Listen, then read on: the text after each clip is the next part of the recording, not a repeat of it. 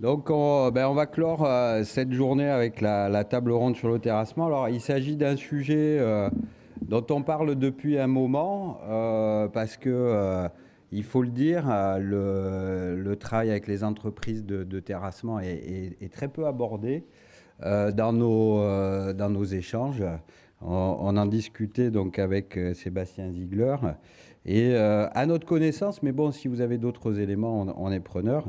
On ne connaît que quelques études qui nous donnent des indications sur les rendements en phase de diagnostic par journée, par exemple dans les nouvelles de l'archéologie. Je dois aussi à Sébastien quelques chiffres, alors sans totalement divulgacher tes calculs que je ne connais pas d'ailleurs, mais tu indiquais donc, Sébastien, qu'aujourd'hui, donc on était à peu près à 700 hectares cumulés diagnostiqués, c'est ça, et les fouilles archéologiques aujourd'hui représentent 450 hectares décapés. 700 hectares, ce sont les ouvertures, c'est-à-dire c'est une surface, si je comprends bien, de 7 à 8 000 hectares qui est diagnostiquée aujourd'hui en France. Donc voilà, on a aujourd'hui quelques chiffres et quelques ordres de grandeur pour reprendre les expressions de Jean Covici en la matière. Pour discuter de ces questions, alors sous trois aspects aujourd'hui.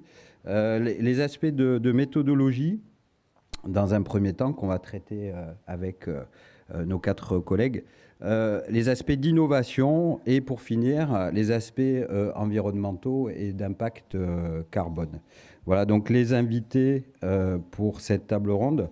Donc d'une part, Sébastien Ziegler, ici, premier intervenant, qui est chef du service archéologique du département du Var, président de l'Association nationale des archéologues de collectivités territoriales, et donc spécialiste aussi d'archéologie médiévale.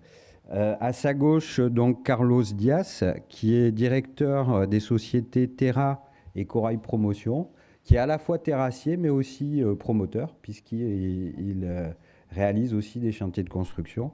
Un profil original, puisque il exécute les terrassements pour l'archéologie et parfois il est maître d'ouvrage pour les aménageurs pour les chantiers d'archéologie. Voilà. À sa gauche, Éric Oriot, qui est directeur de la société du bois terrassement, localisée donc dans la région de Tourangelle, donc un régional de l'étape. Et pour en finir avec les régionaux de l'étape, Christophe Loiseau, donc, qui est directeur EVA des agences de Tours et de Paris, et également spécialiste du métal et d'archéologie d'époque antique, dans une ancienne vie. Je ne sais pas de quoi tu parles. Voilà, donc merci messieurs. Donc on va lancer le premier sujet qui est celui donc, des méthodologies liées à l'archéologie en vous posant une question assez simple.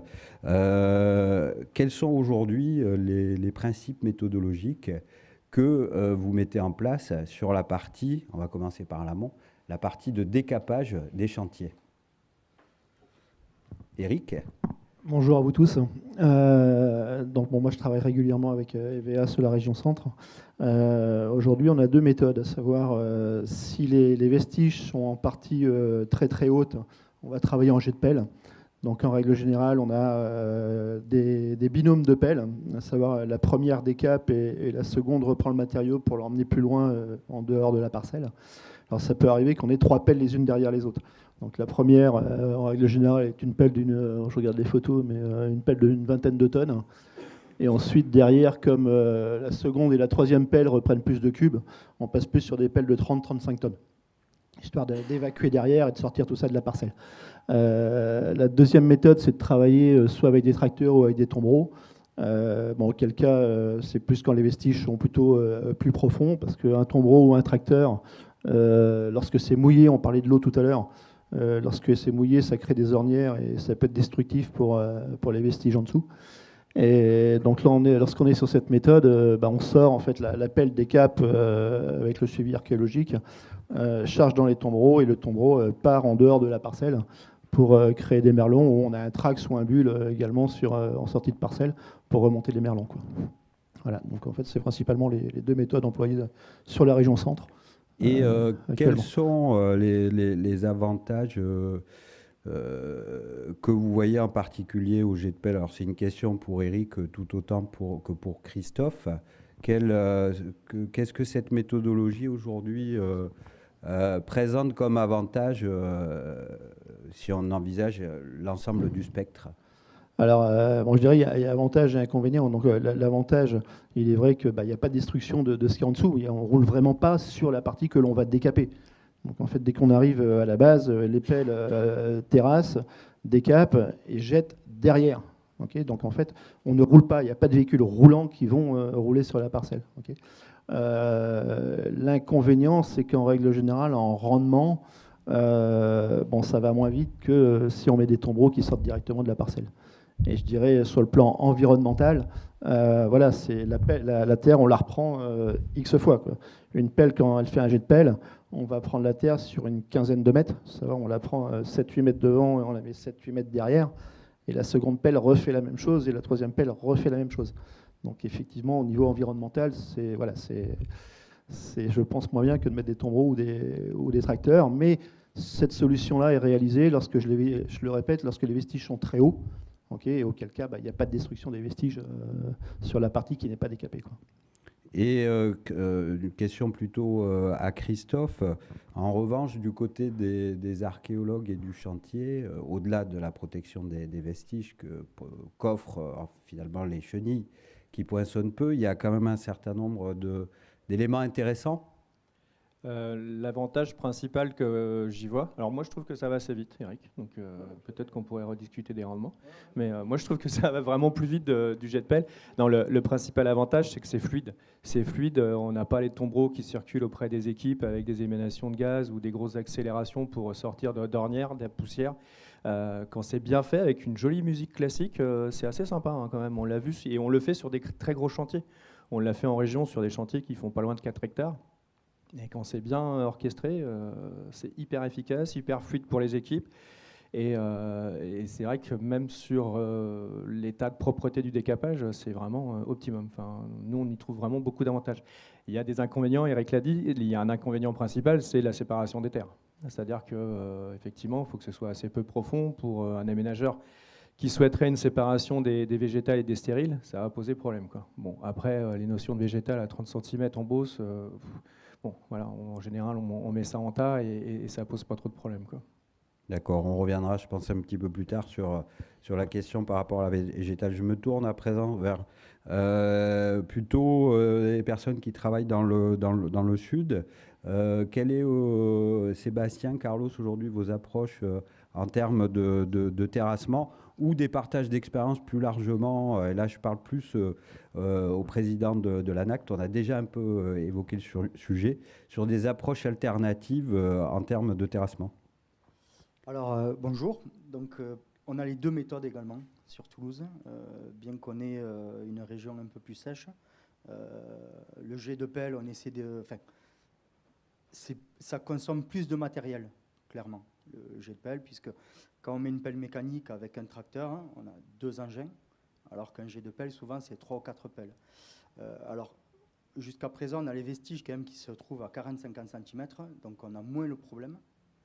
On a testé le jet de pelle également, ça fonctionne, hein, y a pas de... ça fait moins de poussière aussi. On a moins de poussière. Donc quand on a des riverains, c'est intéressant. Mais les deux méthodes, voilà, les deux méthodes se font.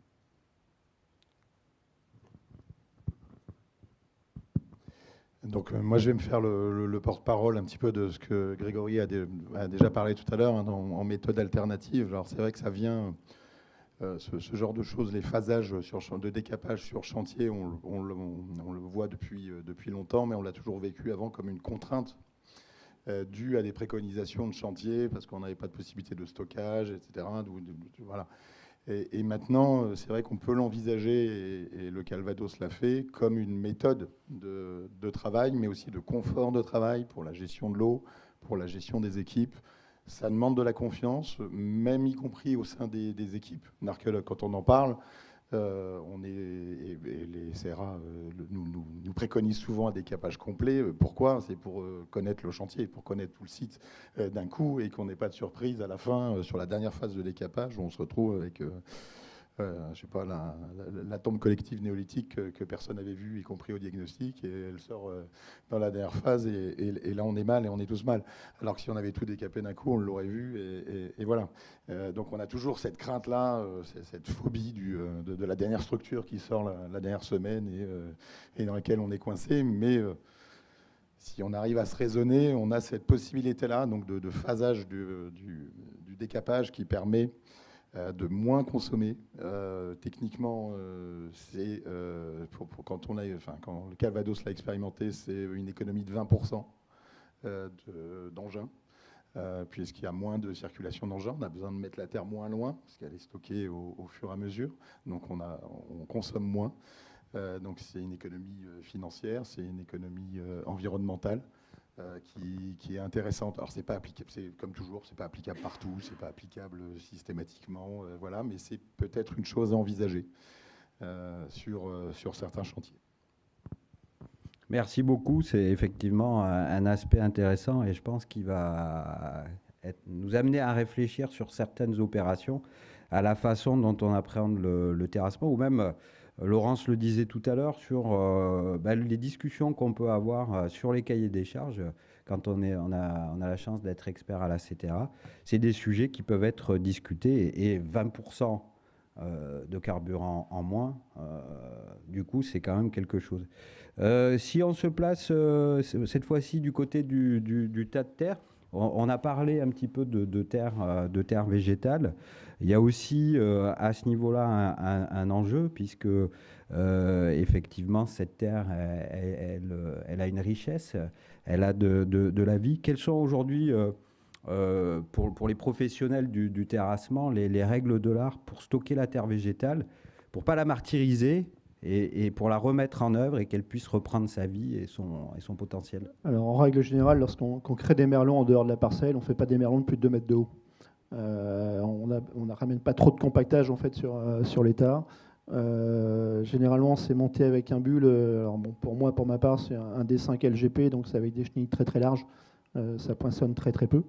Et voilà, le tas ne fera pas plus. Alors, on part sur des tas souvent très longs. Mais pour autant, en hauteur, ils ne feront pas plus de 2 mètres de haut, quoi. Et c'est demandé, quand on est en carrière, c'est demandé par les carriers, parce que les carriers ensuite réutilisent cette terre pour la remettre en place pour les agriculteurs. Et les carriers nous imposent vraiment, ils le contrôlent en plus, nous imposent ces hauteurs de tas de 2 mètres maximum, quoi, pas plus, quoi. Sous la forme d'andins. Ah, tout à fait, ouais. Ce sont des andins, des merlons qui peuvent faire tout le périmètre de la parcelle. Vous êtes également fréquemment amené à protéger ces tas sous différentes Alors aujourd'hui, non, manières. aujourd'hui, non, on ne l'a pas fait. Si, on va nous préconiser parfois des mesures conservatoires sous la forme de géotextile au sol avant la dépose, quoi. On vient de le faire là récemment sur un chantier. Voilà, c'est une des premières mesures. Après, c'est vrai qu'il y a aussi parfois les terres restent sur place, mais par contre, ça va être plus sur les véhicules qui sortent pour gérer plantes invasives ou des choses comme ça, quoi. Oui, la question effectivement des envahisseurs. Mais je pensais en particulier à de l'hydroseeding, des éléments comme ça. C'est des choses que vous voyez apparaître dans vos cahiers des charges? Pourquoi pas, mais pas en région centre en tout cas. Aujourd'hui, non. Voilà, Ça nous, nous est en pas tout demandé. cas, c'est des éléments qu'on a pu voir passer sur certains dossiers. Alors peut-être en lien avec des plantes envahissantes, l'ambroisie en particulier. Voilà. On voit quand même de temps en temps des préconisations de bâchage, de bâchage de tas en milieu urbain, entre autres, quand on laisse la terre directement sur le site pour reboucher. J'ai vu un chantier récemment encore en plein centre urbain sur une place avec un phasage de décapage, justement, où on avait du bâchage des merlons. J'ai vu aussi, je repensais après, l'utilisation du bulle, mais directement au moment du décapage, avec la construction du merlon au bulle, pour éviter les tombereaux à l'époque sans jet de pelle. Il fallait aller assez loin, donc on le faisait au bulle avec des grosses chenilles. On faisait le merlon plus loin parce que vraiment le site n'était pas loin. Donc il y a ces possibilités là aussi. Merci beaucoup. Sur la phase finale de l'opération viennent évidemment les questions de rebouchage et les questions de compactage avec différentes dimensions, que ce soit du côté des terrassiers ou des archéologues. Où en êtes-vous des méthodologies par rapport à ces questions de rebouchage, compactage? Alors, ça va dépendre de la demande de l'aménageur, bien sûr. Par rapport à si on a des compactages, si on a des données de compactage qui sont demandées. Mais bon, jusqu'à présent, on a fait un compactage assez classique sans avoir de passer de billes avec un compactage. Voilà. Surtout pour le côté agriculteur, où là, ils nous demandent de regriffer la terre, de ne pas laisser une terre trop fermée. Voilà, on sait qu'on a cette demande aussi pour pouvoir cultiver derrière à nouveau. Il s'agit de l'horizon végétal, c'est-à-dire une fois l'horizon de surface remis, il faut regriffer pour pas créer une surface fermée et permettre. C'est quoi? C'était une question d'infiltration en fait? Une question d'infiltration, de compactage de terre, de pouvoir. Alors nous, en région centre, on a la particularité que parfois il y a très peu de terre végétale et on se retrouve rapidement sur des limons. Donc au décapage, on y va en deux phases, à savoir la terre végétale part sur un tas et les limons partent sur un autre. Et après, à la remise en état, on remet à l'identique. Donc les limons en premier, au bulle. Vraiment, on rétale tout au bulle et après on remet la végétale par-dessus. On a rencontré sur un chantier un cas où un aménageur nous demandait 50 MPa. Clairement, voilà, c'est juste pas possible. Alors je pense que ce sont des CCTP issus de copier-coller. Mais bon, 50 MPa sur de la végétale, voilà, c'est juste impossible. Il faut savoir que 50 MPa, c'est en règle générale ce qu'on appelle une PF2 en terrassement. On obtient une 50 MPa avec des limons traités à la chaux et au ciment. Donc un aménageur qui nous demande 50 MPa sans traiter, c'est juste pas possible, quoi. Sur des limons, c'est pas possible. J'ajoute, les MPa, c'est les mégapascales. C'est l'unité, pour les collègues qui ne sont pas forcément dans la question opérationnelle, c'est l'unité de résistance quand on enfonce une pointe dans la terre. Tout à fait, c'est de la portance. Voilà, qui est dans le génie civil, dans l'ingénierie, l'unité utilisée pour la géotechnique. C'est une pression, c'est une unité de pression en fait. C'est une unité de pression sur le sol. Exact. Donc, merci. En finissant sur ces questions, je me tourne vers Christophe.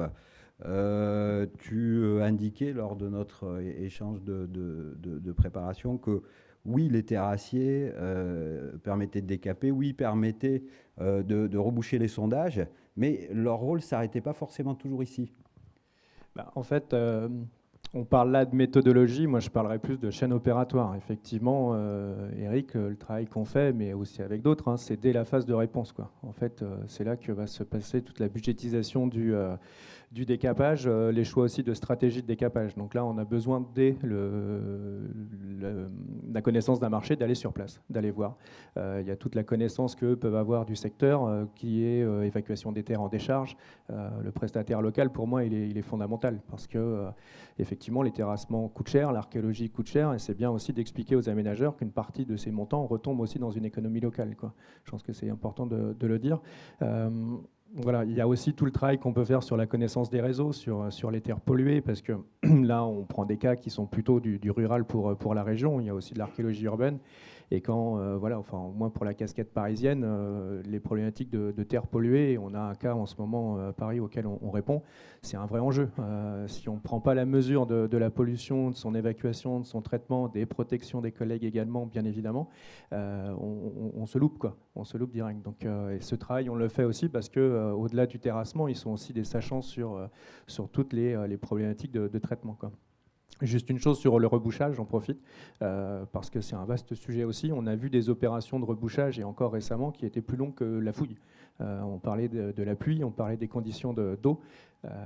On a des chantiers qu'on n'a pas pu reboucher pendant 6 mois parce qu'on en a fait des lacs et il a fallu pomper et encore un peu pomper. Voilà, il y a des chantiers, on met plusieurs mois à les reboucher. Ça pose un problème de sécurité. Ça pose aussi un problème de sécurité sur le rebouchage des puits, qui sont des vrais problèmes problèmes que l'on rencontre. Alors c'est génial de les fouiller, on sort de très belles choses, mais quand il faut les reboucher, ou en tout cas expliquer à l'aménageur qu'il faut les reboucher, là on a aussi des gros problèmes sur les matériaux à utiliser, quoi. Et là, je crois qu'il y a différentes approches d'ailleurs entre vous sur la question du rebouchage des puits. Carlos, Eric. Alors oui, je levais cette question sur le rebouchage des puits, puisque on rebouche jusqu'à présent en concassé ou en roulé en 11-22. Voilà. Mais c'est pas une super solution à terme. Je ne sais pas si après on peut Pour avoir- quelles raisons exactement Alors, justement, mettre pour ce le- cailloutis dans les puits pour le est pas idéal. compactage. Ouais, pour le compactage. Voilà, pour le compactage. Pour aussi le fait qu'on a des strates qui sont... donc souvent les puits descendent à une dizaine de mètres. Donc on envoie du caillou jusqu'à 10 mètres. Donc ça fait des puisards après coup. Donc ça fait des rétentions d'eau. Voilà, ça il faut se... et par rapport à ça, il faudrait arriver à définir un rebouchage où on fait par strate à l'identique, mais bon, c'est un budget que l'aménageur voilà, à étudier. Après, effectivement, il y a le problème du compactage. Une pelle caméléon avec un bras vertical et une plaque au bout. Ouais, effectivement. Parce qu'en fait, aujourd'hui, on ne peut pas descendre un compagnon avec une pilonneuse à 10 mètres de profondeur pour taper le puits à la pilonneuse. Moi, personnellement, je ne le ferai pas. Voilà, après, des blindages réglementaires pour aller dans le fond du puits, ben, ça n'existe pas. Donc la solution qu'on a trouvée, c'est ça. Alors ça peut être du sable avec un compactage hydraulique. C'est bon, on met du sable, un 0,4 et puis on balance de l'eau dedans. Donc après, ça fait un compactage hydraulique, ou ce que l'on fait habituellement, ouais, c'est ça, c'est un 20-40 granuleux, et puis c'est jeté d'en haut, et puis il y aura forcément un tassement dans le temps de toute façon, quoi. C'est évident. Merci beaucoup. C'est des questions qui sont assez techniques, mais je pense qu'ils parlent quand même à beaucoup de collègues sur les opérations. Juste préciser, alors c'est vrai que vous, à FEMA, vous êtes surtout intéressé par le décapage et les rebouchages des fouilles. Mais nous, en collectivité, on est aussi très confrontés au rebouchage en diagnostic, qu'on fait beaucoup. Donc on a les mêmes problématiques sur des surfaces souvent bien plus importantes de reconstitution des sols, et qu'on voit de plus en plus de directives des aménageurs nous demandant d'aller de plus en plus loin dans le compactage, alors que ce n'est pas notre métier et que c'est pas et qu'on est incapable de garantir quoi que ce soit, et c'est souvent pas évident de se dégager de ça. Et entre autres, très souvent nos terrains vont derrière, retournent aux agriculteurs, et ils ont des légitimes demandes à respecter. Quand on fait du grand linéaire en particulier, nous dans le sud, moi je travaille beaucoup pour la Société du Canal de Provence, et les directives de rebouchage sont très très très précises et extrêmement contraignantes pour reboucher des tranchées de diag positives ou négatives. C'est la même chose. Donc c'est aussi une problématique. Alors c'est une problématique d'ailleurs qu'on a derrière aussi à la fouille, de la manière dont on a rebouché un chantier positif. Après, quand on le redécape, ça occasionne des choses. Souvent, les tranchées de diag sont légèrement plus profondes que le décapage de la fouille. Donc, on a ces puisards d'eau qui se créent. Enfin, vous connaissez tout ça, mais voilà, c'était pour amener un autre éclairage. Un éclairage de diagnostic. Si on passe maintenant, et ça nous amènera de toute façon graduellement vers les sujets de l'environnement, mais sur le sujet de l'innovation. Donc il existe effectivement les principes traditionnels de découverte des vestiges archéologiques avec la pelle mécanique, mais on voit aussi de plus en plus se développer les techniques d'aspiration. Donc à nouveau, je me tourne vers vous pour avoir vos témoignages sur l'utilisation des aspiratrices, sur les contextes, les avantages, les inconvénients. Alors aujourd'hui, il va exister deux types d'aspiratrices. Donc il y a ce qu'on appelle la classique, qui est sur la base d'un camion 6.4 ou 8.4. Vous avez des aspiratrices à plusieurs turbines qui ont des puissances d'aspiration énormes. Pour autant, ce sont des véhicules qui sont très très coûteux. C'est ce que vous voyez en pleine ville lorsque des entreprises de TP font du réseau principalement, pour ne pas y aller à la pelle et la pioche et risquer d'endommager les réseaux. Donc c'est vraiment des gros aspirateurs. C'est le même aspirateur que vous avez chez vous, mais qui a une puissance d'aspiration monumentale. Sur un 8.4, les bennes font à peu près 8 mètres cubes. Moi, par expérience, quand on fait 3 bennes par jour, on a bien bossé, quoi. Donc, mais bon, la valeur d'un véhicule comme celui-ci à l'achat aujourd'hui, bref, le meilleur fabricant, c'est RSP qui est en Allemagne. Le camion vaut 500 000 euros, quoi. Donc c'est une méthodologie nouvelle. C'est top. Alors ce que tu nous disais qu'on a préparé, c'est qu'effectivement maintenant il y en a des plus récentes où on peut varier le débit. Parce que moi la crainte, alors on ne l'a jamais fait nous en archéo, moi la crainte c'est une telle puissance, c'est qu'en fait vous allez terrasser dans de l'argile, tout va monter, quoi. Tout est aspiré, quoi. C'est assez phénoménal. Si vous avez une amphore, un os ou un truc comme ça, un squelette, bah, tout ça, ça va monter de la même façon. Donc aujourd'hui, est-ce que c'est la bonne méthode? Je sais pas dire. Après, peut-être. Après, bon, c'est en variant l'aspiration, bah, c'est peut-être possible, c'est ce que tu disais, de faire la part des choses. Certes, un mur maçonné ne montera pas. Pour autant, du terrain naturel va monter très très facilement. C'est tellement puissant. Donc ça, c'est vraiment la grosse machine. Et aujourd'hui, il y a une plus petite machine qui existe, qui est une sorte de caisson d'1 mètre cube qui fait exactement le même boulot, mais au bout d'un bras de pelle. Okay, donc déjà, à l'achat, c'est bien moins cher. Alors, c'est un débit d'aspiration qui est bien inférieur. Okay. C'est un rendement qui est bien inférieur aussi, mais ça marche également. Ça marche vraiment très très bien. Et c'est une pelle classique. Vous prenez une pelle comme celle-ci, là, l'aspiratrice, c'est un petit caisson d'1 mètre cube qui est au bout avec un tuyau d'aspiration. Et ça fonctionne également, quoi. Et par contre, c'est vraiment des volumes d'aspiration très petits. Et ensuite, le bac est vidé, se vide, s'ouvre dans un camion sur ce Alors, système-là. les grosses aspiratrices ont un système de benne qui se lève et qui se bascule. Donc, en règle générale, quand on est en milieu urbain, on vient avec un camion en pyrrole à côté, on pose la benne en pyrrole à côté de l'aspiratrice. L'aspiratrice benne, en fait, tout ce qu'elle a dans sa benne, dans la benne en pyrrole, remet sa benne, continue à bosser, et le camion part emmener les déblais, quoi. Après, sur la petite aspiratrice au bout d'un bras de pelle, c'est comme un caisson à verre, en fait, où tout à chacun va mettre son verre, ça s'ouvre de part en dessous, et puis boum, ça tombe en tas à côté, ou dans une benne, où vous voulez, quoi. Mais c'est le même principe qu'un caisson à verre, en fait. Très bien. Et pour finir sur ce sujet, Carlos, je crois, vous avez eu des expérimentations Alors, sur ces questions-là? oui, assez sur fréquentes. un chantier en centre-ville, donc sur des petits espaces donc d'hypercentre, l'aspiratrice, on a des machines de nouvelle génération où on peut régler le débit. Donc on peut arriver avec, même sur de la terre, de l'arrosage en amont, arriver à creuser assez délicatement, voilà, même avec ces aspiratrices. Exactement. Par couche, par tranche, en mixant ça avec de l'arrosage. l'humidification. Ouais. Ouais, Donc là, on arrive, voilà. Et puis, on a aussi l'avantage de créer moins de poussière, puisqu'on aspire. Et donc, en centre-ville, c'est également confortable par rapport aux riverains, enfin, tout ce qui peut... Voilà. Parce que c'est vrai que nous, dans nos métiers, on peut avoir des problèmes à chaque chantier avec les riverains, tous... Voilà. Et en termes d'impact sonore, justement... Bon, on est quasiment identique à une pelle mécanique qui va creuser ou un camion qui... Bon. Donc là, vis-à-vis des riverains ou des équipes sur le terrain, il n'y a pas vraiment de plus-value. Juste pour signaler, je pense que pour les archéologues, en fait, les premières confrontations aux aspirations, aux techniques d'aspiration, ça a été sur les suivis de réseau.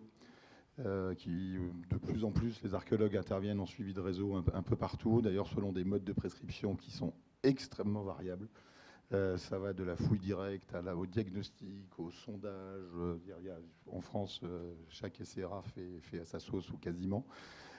Donc on a de plus en plus donc des archéologues qui travaillent derrière des aspiratrices, mais en suivi de réseau, en suivi d'installation ou de renouvellement de réseau, pour aller voir des coupes. Donc ça se voit de plus en plus. Tu parlais de publication tout à l'heure. C'est traité au moins partiellement dans une publication qui vient de sortir dans les nouvelles de l'archéologie sur justement la problématique des suivis de réseau en France. Et le retour que toi, tu peux avoir des archéologues qui travaillent dans ces situations de diagnostic avec l'aspiratrice?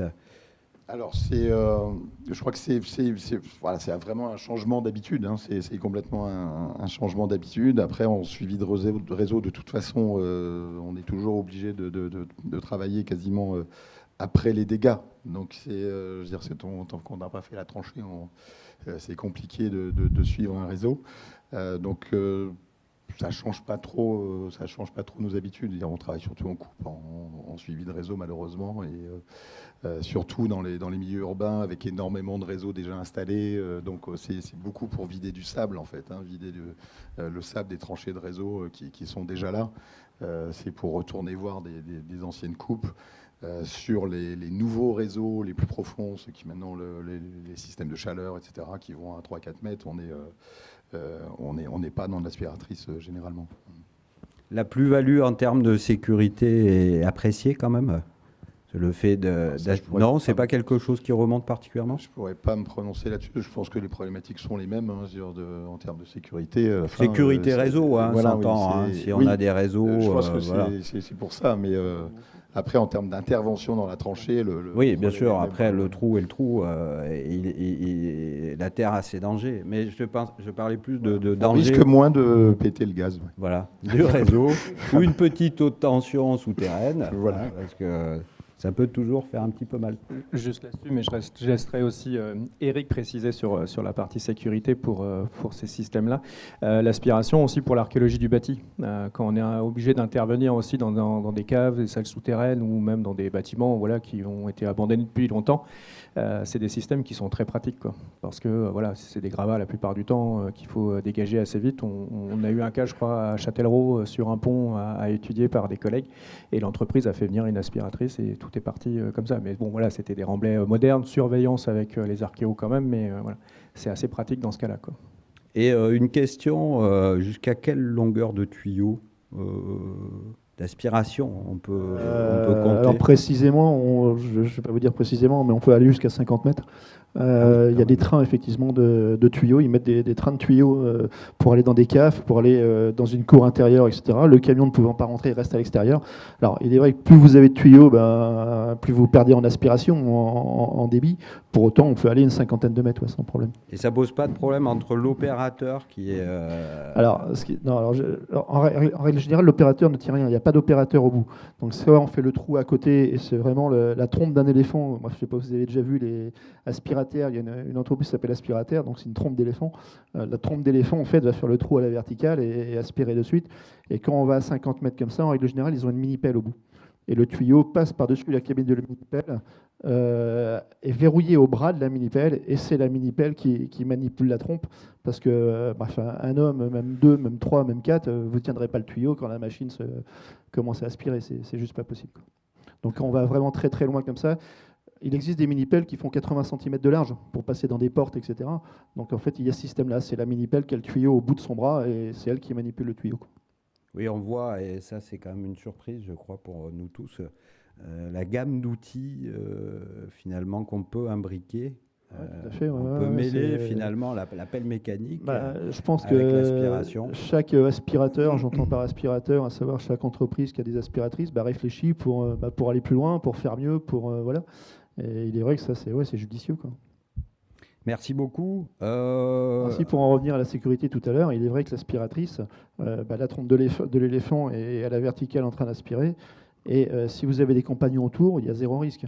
Lorsqu'on terrasse avec une pelle, la pelle, elle fait quoi? Elle prend, elle bouge. Et si vous avez des compagnons autour, il peut y avoir un incident, voire un accident, quoi.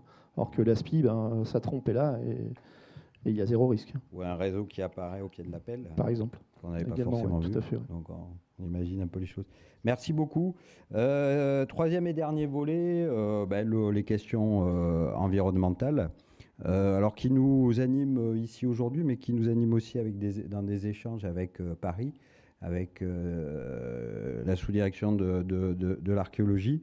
Donc, à travers, on peut citer plusieurs thématiques par rapport à ça. Donc, toute la question dans la profession du terrassement de la trajectoire bas carbone, la question des dits biocarburants ou agrocarburants. voilà, ou des énergies alternatives qui sont utilisées dans ces machines. La question aussi de la formation des personnels, des salariés, que ce soit en bureau d'études ou que ce soit sur le matériel. Et enfin aussi, évidemment, en termes de matériel. Où en sont les engins, où en est l'ingénierie à ce niveau pour décarboner, mais ça je pense que c'est quasiment impossible, ou du moins réduire les émissions. Voilà, je vous passe le micro. Je voulais juste, pour commencer sur ce thème, on en avait parlé en préparant, et donc j'ai préparé quelques chiffres, tu en as parlé tout à l'heure, mais pour donner un peu un ordre d'idée et de grandeur. Donc c'est en France, l'archéologie, en 2023, on va prendre 2023, c'est 1228 hectares décapés. Voilà, en tout, donc 454 en fouille et 774 en diag, en gros. Les 774 en diag, c'est sur la base de 10%, c'est normalement où on est censé décaper. Voilà. Et si on prend pour un bilan carbone, en gros, 700 mètres carrés jour de décapage, pendant 8 heures, on s'est dit, j'ai pris la marge haute à 20 litres heure, et en gros, 1 litre de gasoil, c'est 2,68 kilos de carbone. On arrive à 7522 tonnes de CO2. Voilà, le décapage en archéo, voilà en gros ce que ça représente en France. Alors comme ça, c'est un chiffre qui veut rien dire, hein. Mais quand on prend, alors ça nous dédouane pas, hein. Ça ne veut pas dire qu'il ne faut pas qu'on fasse des efforts, mais quand on regarde le bilan carbone du BTP en général, le BTP en général, c'est 43,8 millions de tonnes par an. Voilà. Et donc ça donne une idée, ça nous dédouane pas de faire des efforts, mais on est très loin, sachant que dans le BTP, ce qui coûte le plus cher en carbone, c'est le béton. Alors, donc nous, on ne fait pas de béton, c'est notre avantage. Voilà. Merci. Bon, à la fois, il est vrai que on ne fabrique pas d'ouvrages de commodité au jour le jour. Donc, effectivement, les ordres de grandeur sont petits pour nous, mais effectivement, il faut aménager, il faut faire des aménagements. Donc, on comprend bien que ces différences d'échelle existent. Du côté des terrassiers, justement, par rapport à ces questions de trajectoire bas carbone. Alors sur les différents engins, c'est ça qu'on Sur peut les avoir, différents engins, on peut prendre le sujet. Pour améliorer ce... Bon, il est vrai que pour nous, c'est un sujet compliqué. C'est le terrassement. Voilà. Alors, on en avait discuté, les pelles mécaniques électriques, bon, aujourd'hui, c'est très compliqué. On a des petits tonnages sur des 2-3 tonnes où on peut arriver à travailler une journée. Mais c'est vrai que sur des grosses pelles, ça ne fonctionne pas. Donc voilà, on a eu il y a quelques années des camions, des 6.4, 8.4 à benne avec du gaz naturel. Et puis ça s'est arrêté. On ne nous les a plus proposés. Ouais. Du coup, parce que je trouvais ça intéressant quand même, le gaz naturel. Et donc là, bon, on revient à des carburants classiques. Et de plus en plus, on va sur un carburant au colza, qu'on avait déjà testé il y a quelques années, mais qui revient. Et également le gasoil synthétique, qu'on attend aussi, voilà, en termes pour avoir des rejets de CO2 qui sont moins importants. Parce que donc, dans ces produits, la combustion engendre moins de dégagement de CO2. Exactement. Donc, après, je sais qu'on a Volvo, bon, on a échangé, je vais lui passer la parole à Eric. Je pense que dès l'année prochaine, on aura des pelles qui tourneront un peu plus au gasoil, au colza, donc, qui mettront un peu moins, mais la différence n'est pas énorme, quoi. On a 20% à peu près donc on aura toujours quand même un bilan carbone qui ne sera pas dans le TP, voilà, un bilan qui sera super. C'est clair que... Alors effectivement, comme dit Carlos, aujourd'hui il y a des constructeurs type Volvo ou Liebherr qui ont préparé des moteurs et qui valident des moteurs, ce qu'on appelle le HVO. Donc le HVO, c'est le colza, ou à l'huile de friture. Alors l'huile de friture, hormis sur l'île, il y a beaucoup d'huile. Par chez nous, il y en a moins. Le bémol de ça, c'est qu'au fait, moi je bosse avec des nationaux également. Je parle des Eurovia, des Colas, etc. dans le monde du BTP. Et en fait, ils se disent, bref, ils font des chantiers verts. En fait, on tourne au HVO. Moi, je leur ai mis des camions en location sur des rames d'enrobés sur autoroute. Ils mettent du HVO dans les réservoirs, ça se mélange au gasoil et ça marche très très bien. Ça, il n'y a pas de souci, c'est top. Donc le bilan carbone est moindre. Sauf qu'en France et en Europe, on ne produit pas assez de colza. Et en fait, le colza, pour fabriquer le HVO, il arrive d'où? Il arrive d'Australie ou d'Amérique du Sud, par cargo. Donc aujourd'hui, le bilan carbone, bon, je vous avoue que le calcul n'a pas été fait. Pour autant, est-ce que ça vaut le coup sur l'autoroute A10 à Orléans tourner au HVO quand on sait que le colza arrive d'Australie, quoi. Sincèrement, je ne sais pas, quoi. C'est le cas. Aujourd'hui, on le fait, hein. Bon, pour ne pas les citer, c'est Eurovia Grand Travaux. Et nos camions arrivent sur chantier donc avec le plein de gasoil parce qu'ils tournent ailleurs la journée, on tourne de nuit. Et ils repartent le matin avec le plein de HVO. Ils ont un camion ravitailleur qui est plein de HVO et on repart avec le plein et ça se mélange au gasoil et ça fonctionne très très bien. Pour autant, voilà. Et Eric, par rapport à cette question du HVO, est-ce que les associations professionnelles, la FNTP est capable de donner un calcul, comparaison, on va dire, du puits à la roue, c'est-à-dire des lieux d'extraction qu'il s'agisse de carburants fossiles ou d'agrocarburants, du puits à la roue, quel est justement l'impact du cycle? Bon, j'en ai pas la connaissance, je ne sais pas te répondre. Ouais. Pour autant, ouais, je pense que la FNTP bosse dessus, mais aujourd'hui, on n'a jamais eu de rapport concret sur quoi que ce soit, quoi. Il y en a qui se lancent, il y a une boîte qui s'appelle Urano, qui est dans le nord de la France, qui est à côté de Lille, qui fait que de la plateforme logistique. Et eux, ils ne tournent que HVO. Okay, il n'y a pas une goutte de gasoil dans leur machine, ils ne tournent qu'à ça. Bon, pour autant, comme je disais, bon, ils habitent Lille, donc il y a de l'huile de friture là-haut, c'est moins loin. Mais voilà, est-ce que ça vaut le coup de mettre du colza dans un cargo pour traverser la planète, pour aller mettre du HVO dans nos réservoirs en France? Je ne sais pas. J'ai pas la réponse, mais bon, moi ça me paraît aberrant. Après, il y a le volet électrique, ce qu'on disait tout à l'heure, où des constructeurs, je pense principalement à Volvo. Bon, je suis allé à Intermat au dernier salon l'année dernière à Paris, où en fait ils vendent avec la machine, alors c'est hors de prix, hein, mais ils vendent avec la machine un container batterie. Donc lorsqu'on est par exemple en plein champ à faire des fouilles, on peut très bien tourner avec une machine électrique, hein, une 20 tonnes électrique, ça existe. Par contre, tous les soirs, tous les soirs, il va falloir que le container électrique soit à pied d'œuvre à côté de la machine. On plug la machine sur le container. La machine va se recharger toute la nuit. Okay, donc après, l'autonomie, vraiment, si on peut tourner une journée avec la machine, je ne sais pas. En tout état de cause, ce container, va falloir un camion de rue chaque matin pour venir le récupérer, pour l'emmener au dépôt ou non loin d'un endroit où on peut recharger la batterie. Et puis voilà. Donc ça, c'est la première solution, c'est ce que les constructeurs nous vendent, ce container. La deuxième solution, c'est un porte-char derrière chaque machine. C'est bien aussi. Sauf que la machine, quand on fait un chantier qui dure 3 semaines, au gasoil, elle reste 3 semaines sur le chantier. Si elle est électrique, tous les soirs, il faut la recharger sur un porte-char, aller au dépôt pour plugger, pour la recharger et puis la ramener le matin. Donc ça veut dire que ce n'est pas une machine, il faut un porte-char par machine. Bon, il n'y a pas un entrepreneur aujourd'hui qui a autant de porte-chars que de machines, quoi. C'est juste pas possible. Donc pour moi, en milieu urbain, en petite machine, etc., oui, on peut commencer à aller. Il y a des, comme tu le disais, il y a des mini-pelles de 2,5 tonnes qui sont facilement branchables, où on les accroche derrière un fourgon sur une petite remorque, on met la 2,5 tonnes dessus, on rentre au dépôt et puis on la charge la nuit et puis le lendemain matin on la ramène. Donc sur des petites, ce que j'appelle des cacahuètes, des petites mini-pelles de 2,5 tonnes, etc., ça fonctionne.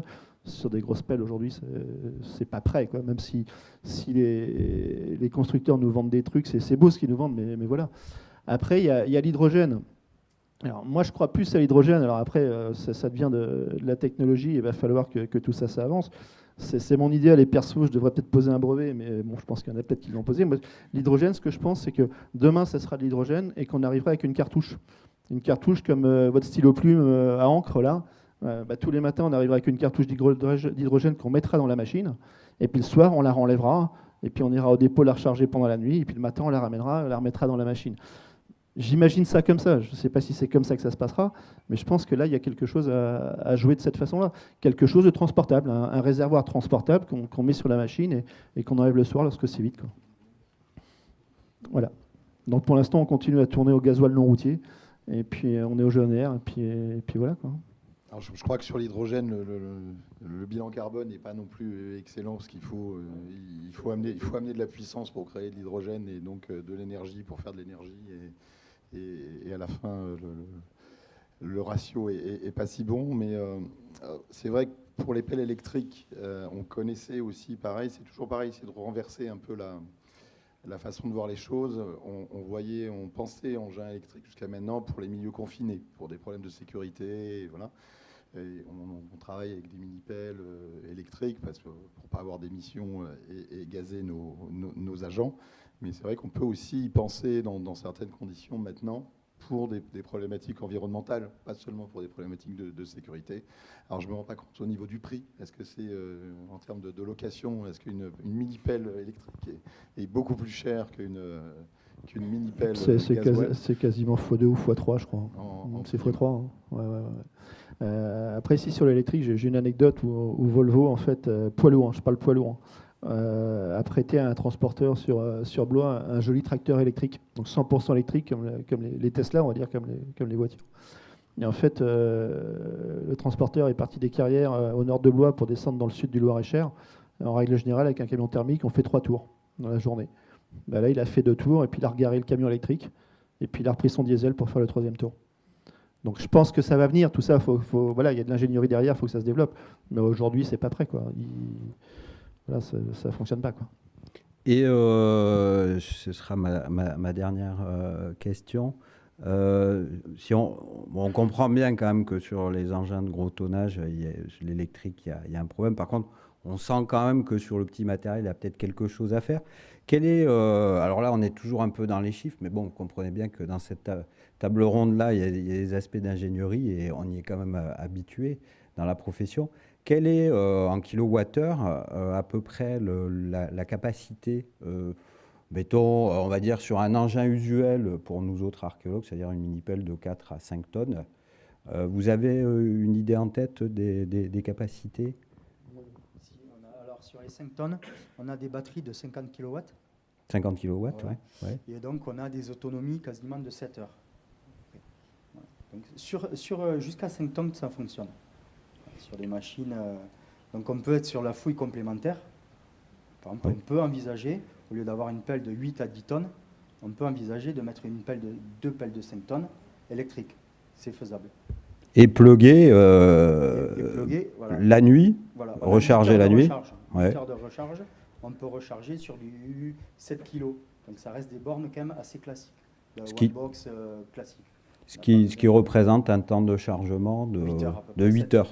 Donc le temps où l'appel est arrêté de nuit, ça peut fonctionner. D'accord. Il nous suffit de multiplier les 50 kWh par le prix du kilowattheure pour faire nos calculs. On avait échangé également sur les panneaux solaires, sur les bases de vie. Ouais. Voilà. C'est vrai que là, par contre, on a déjà eu la demande. Pour nous, ça ne fonctionne pas parce que les panneaux solaires de nuit ne produisent pas. Et donc les pelles sont arrêtées de nuit, la journée elles travaillent, et donc on ne peut pas les recharger avec les panneaux solaires. Donc on est obligé de brancher, d'installer des wallbox pour rebrancher, pour charger les pelles jusqu'à 5 tonnes. Mais potentiellement, il y a une solution qui est peut-être à portée de main par rapport à ça, qui a quand même aussi peut-être l'avantage en termes de bruit, peut-être. Ah oui, là, elles sont très, très silencieuses, et puis ça va se développer. C'est-à-dire que je pense qu'on va avoir de la 8 tonnes d'ici une année, et peut-être avec des batteries qui seront de plus en plus grosses et avec des meilleures autonomies. Après, on sort un peu du décapage, mais c'est vrai qu'on voit de plus en plus les possibilités de location de batteries sur les bases vie, d'engins, enfin de tout un tas de matériel électrique. On passe beaucoup au matériel sur accu, hein, les aspirateurs par exemple. On a aujourd'hui même une grosse discussion sur notre liste de diffusion interne au sein de l'ANACT sur les aspirateurs sur accu, quels sont les meilleurs, quels sont les... Voilà. Et on a des engins maintenant, et donc couplés à des batteries de recharge dans la base vie, ça fonctionne. Sur les sites, ça marche aujourd'hui. Donc alors, c'est pas du décapage, mais pour ça marche. On parlait tout à l'heure du cahier des charges du SRA. C'est vrai que les aménageurs, on peut facilement fournir des compteurs de chantier jusqu'à 12 kW Donc ça peut être envisageable de recharger des machines électriques, même sur chantier. Et peut-être justement par rapport, et ça permettra de clore cette partie de l'échange entre vous, est-ce que aujourd'hui dans vos cahiers des charges d'exécution des opérations archéologiques, il y a des critères justement qui sont demandés par rapport à, je me tourne vers Christophe, aujourd'hui sur ces questions d'émissions, d'électrification, est-ce que du côté de la commande, est-ce que dans les appels d'offres, il y a des points supplémentaires par rapport à ça? Bah, on va y venir, mais en tout cas dans les prescriptions, enfin, je ne sais pas, hein, l'assistance peut me corriger si je dis des bêtises, mais je ne crois pas. En fait, il n'y a pas de conditions, il n'y a même pas d'éléments véritablement même sur les conditions climatiques. Donc, parce que c'est ça aussi. Hein. Comment ? Oui, tu peux en avoir, mais je veux dire, sur les prescriptions du SRA, aujourd'hui, il n'y a rien. Quoi. Je pense principalement aux aménageurs. Hein, je mets de côté les SRA. Il y a des normes qui arrivent, ouais, il y a des normes aussi à respecter, mais c'est vrai que c'est encore timide. Quoi. Donc, on va travailler avec Laurence sur la réglementation. Donc, pour les aménageurs publics, ça va devenir obligatoire. Dans les marchés publics, aujourd'hui, il est obligatoire de mettre des clauses environnementales. Sur quasiment tout marché, donc y compris le marché archéo. Donc ça va devenir obligatoire petit à petit. On est en train de passer ce cap. Aujourd'hui, nous on produit des budgets avec des normes environnementales. Voilà, c'est de plus en plus. Voilà, donc si c'est pas le cas aujourd'hui pour l'aménagement public, vaut mieux s'y attendre. Voilà. Et après, j'ai juste une dernière anecdote pour clore. C'est un exemple, un carrier dans le nord du Loir-et-Cher qui a acheté une pelle de 100 tonnes. Il voulait acheter une pelle électrique. Parce qu'en carrière, c'est possible en fait. Après, il y a un gros câble qui est derrière, etc., mais qui est relié au réseau et ça existe. Et en fait, il a fini par acheter une pelle de 100 tonnes, ouais, mais diesel, au GNR, parce qu'en fait, lorsqu'il a voulu monter son dossier, qu'il a contacté EDF et tout ça, ils lui ont dit, le transfo pour pouvoir faire tourner la pelle, vous l'aurez dans 4 ans. Donc voilà. Donc il y a tout ce qui est derrière aussi, qui est, voilà, il faudrait que ça se prépare, il faudrait que tout le monde se mette dans le même sens. Donc il a acheté une bonne vieille pelle diesel, toute neuve, de 100 tonnes, mais il voulait faire de l'électrique. Et il ne l'a pas fait. Voilà. Qui doit consommer plus de 15 à 20 litres à l'heure. Ouais, celle-là, ouais, elle se fait plus sur 50 à 60 litres. Ouais. Voilà. Très bien, merci beaucoup. On va clore cet échange par les questions.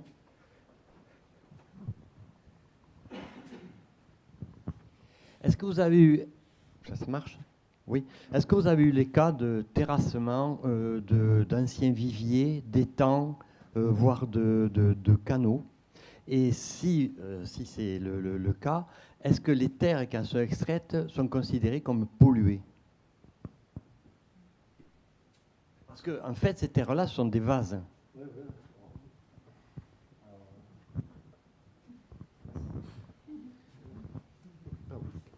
Dans le cadre de fouilles archéo, non.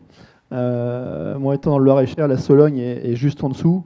Donc, ça nous arrive de curer des étangs. Il y a des étangs en Sologne où, en fait, ils sont vidés par la bombe de fond. On laisse sécher un peu les boues et après, on descend avec les machines dedans. En règle générale, les boues, on les met en cordon tout autour de l'étang. On est dans des propriétés privées, hein, donc voilà, ça reste là. Et, non, on ne considère pas ça comme pollué. Après, si on faisait des analyses, on est au fin fond de la Sologne. Je ne pense pas qu'il y ait... je crois pas. Mais bon, ça reste chez le propriétaire encore. Donc après, en fouille archéo, non, moi, j'ai jamais eu le cas, quoi.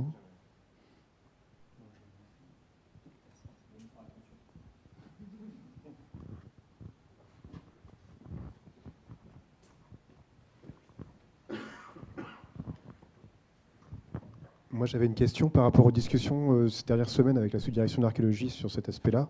Il a été fait référence par nos collègues de l'Institut national d'utilisation de tests avec des pelleteuses hybrides, donc pas toutes électriques, mais des chantiers à tournerais avec des pelles hybrides. Et je crois me souvenir que les ratios étaient de genre la pelle en fonctionnement reproduit sa propre énergie et ça ferait une économie de 20%. Je crois que c'était le chiffre qui était annoncé.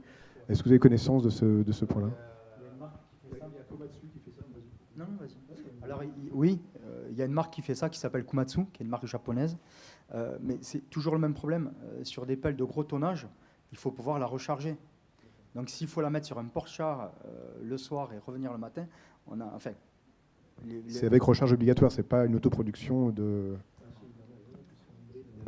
Ah ben nous ça. ça qui nous a... Alors, si Komatsu, justement, comme une voiture hybride que l'on a aujourd'hui, non rechargeable, effectivement, ça existe. Ouais, ça existe. Et le gain d'énergie, c'est à peu près ce que vous dites, ouais, une vingtaine de pourcents. Il y a Caterpillar qui fait un D6 XE également, où, alors de mémoire, c'est un moteur diesel qui entraîne deux moteurs électriques. Et en fait, il consomme beaucoup moins et il a une puissance de pouce bien supérieure. On parle d'un bulldozer, hein, c'est Ouais, on ça? parle d'un bulle, un Et- D6, ouais, tout à fait. Ouais. Un D6 XE ouais, chez Caterpillar. Et j'avais pas une question, mais un deuxième point, c'était des collègues, je crois, de Cap Calaisie, des collègues de collectivités qui bossent sur Calais, qui eux ont eu des normes souvent indiquées dans les cahiers des charges, et notamment même au niveau des prescriptions. C'est des interventions en site Natura 2000, avec des prescriptions justement d'émissions, enfin de sonores par rapport à la faune et la flore, de faire attention aux fluides, de ne pas qu'il y ait de pollution, des nappes, etc. Ça, c'est des situations qu'on rencontre aussi de plus en plus, où justement on a des recommandations où il ne faut pas intervenir de janvier à juillet, mais la prescription de fouille, elle dure 10 mois. Donc on fait bien avec ça. Donc là, pour le coup, le phasage de l'opération est nécessaire. Bon, après, une fois qu'on a commencé, la problématique environnementale, elle ne se pose plus parce qu'il n'y a plus d'herbe. Donc la nidification, elle s'est un peu solutionnée. Mais effectivement, oui, il y a... Et parfois, on a justement ces cas où des recommandations archéologiques se choquent avec l'environnemental. Et là, bon courage.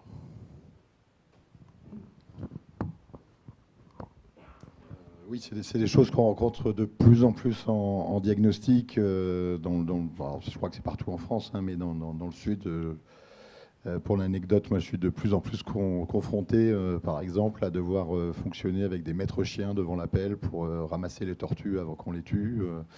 Des moments d'intervention très spécifiques dans l'année. On travaille beaucoup sur du photovoltaïque. C'est des périodes de passage très très courts. Donc les chantiers prennent très vite 1 an, 2 ans de retard parce qu'ils ont les autorisations de défrichement de 2 mois. Il faut qu'on arrive à passer au diag à ce moment-là. Et si on n'y arrive pas, pouf, on prend 1 an. Et voilà, et ainsi de suite. Donc on a des normes environnementales de plus en plus importantes. Et c'est probablement tant mieux. Et on s'y fait. Encore une question. Oui, alors ma question n'est pas vraiment une question, mais c'est plus une constatation attristée. Et je vais reboucler avec la table ronde précédente, mais on est de plus en plus confronté à des phénomènes de sécheresse, et on sait très bien que ça ne va pas s'arranger dans les années à venir. On constate aussi dans certains secteurs, et je pense à des secteurs d'Île-de-France que je connais bien, donc au nord, hein, où on a des terrains au niveau archéologique qui nous intéressent, qui restent indurés maintenant du mois de mai au mois d'octobre, grosso modo, quand bien même ils pourraient d'ailleurs être inondés entre-temps. Et on constate aussi la difficulté à pouvoir, avec nos méthodologies de fouilles manuelles, à pouvoir intervenir sur ces terrains-là, avec toutes les problématiques que ça suppose, de pénibilité, mais même au-delà, hein, de troubles musculo-squelettiques. Et probablement l'imbrication entre terrassement, alors sous-entendu petit terrassement, hein, mécanisation et fouille manuelle sera de plus en plus importante à l'avenir. Et voilà, et s'il y avait une question, ce serait est-ce qu'il y a des adaptations méthodologiques ou techniques à faire pour pouvoir adapter le matériel mécanique à l'aide à la fouille?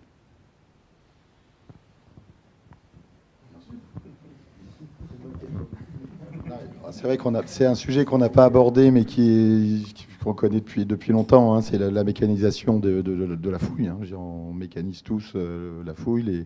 Les prescriptions parlent de mécanisation de fouille, donc ça évite pas mal de choses. Donc jusqu'où on ira dans la mécanisation. On a vu des chantiers intégralement mécanisés avec stockage des déblais en big bag, puis tamisage. J'ai vu de la fouille de fossés profonds à la cribleuse. J'ai vu, il y a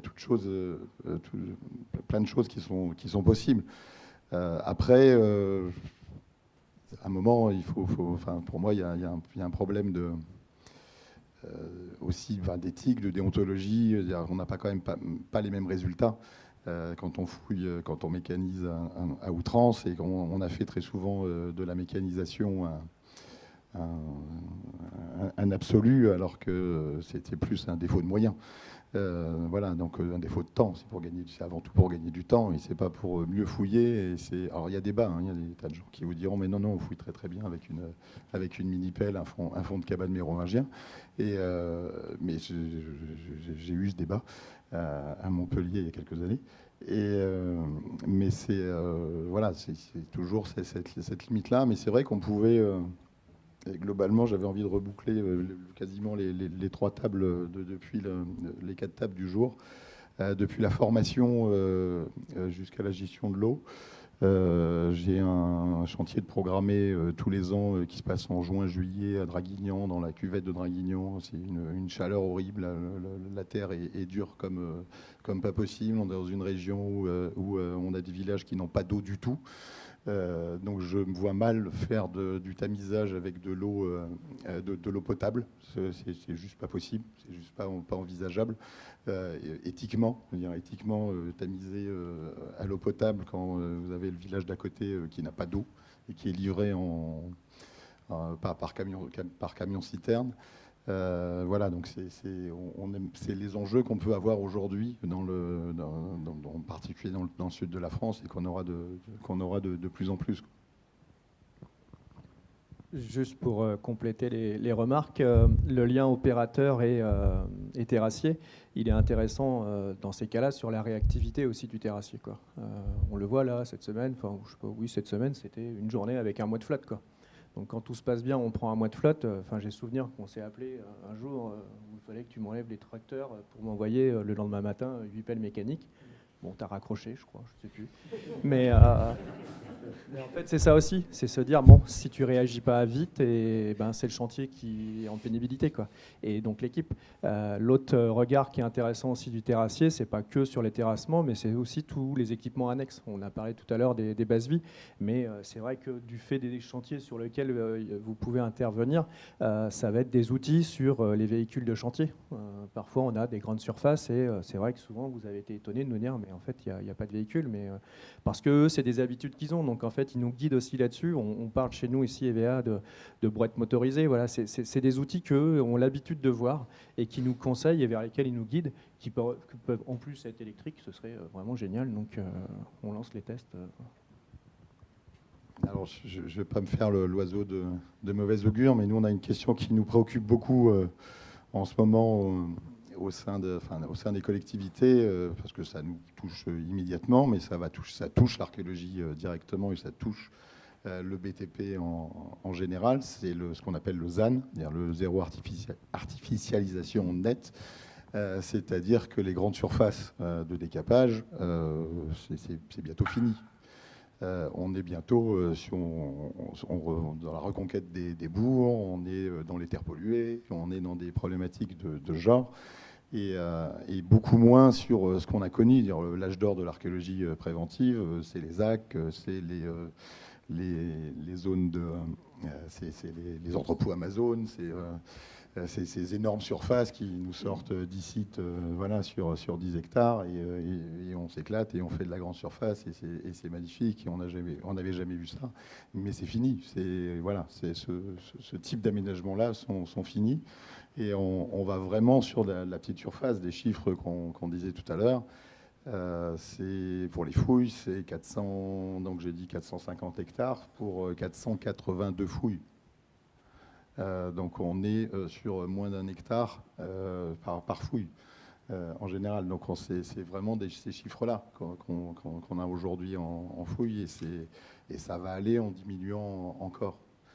Et voilà, donc c'est des choses qu'il faut avoir conscience aujourd'hui. Voilà. Très bien, merci beaucoup messieurs et Sébastien finalement.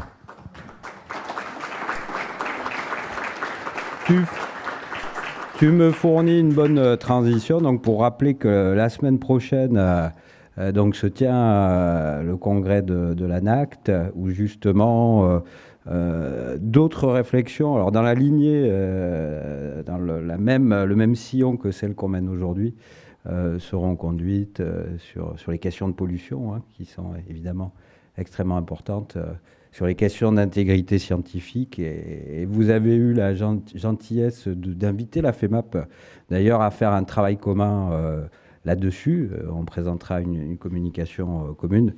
Donc, un grand merci. C'est en tout cas pour toute notre association un grand plaisir de recevoir pour la première fois les collectivités dans le cadre de nos rencontres, et aussi nos collègues terrassiers dont on a rarement l'occasion avec qui on a rarement l'occasion comme ça de discuter directement et de rendre hommage pour la grande qualité du travail qu'ils ont réalisé. Donc merci messieurs, merci à vous. Voilà, juste quelques phrases de conclusion donc pour à nouveau Loïc, juste une seconde. Ouais. Un petit message pour les terrassiers. On n'en a pas parlé, mais c'est une seconde. C'est l'importance en fait des terrassiers qui font pas une équipe de terrassiers et une équipe d'archéologues. Sur les terrains, il y a une seule équipe. C'est ça. Et combien d'opérations dans les phases de décapage et terrassement ont été sauvées par eux? Parce que le plan de départ s'est révélé foireux, pour faire très, très court, et par votre métier, vous avez sauvé des opérations, et les responsables d'opérations, les équipes de terrain, certainement vous remercie 1000 fois pour tout ça. Ça doit évoquer pas mal de choses à beaucoup de personnes.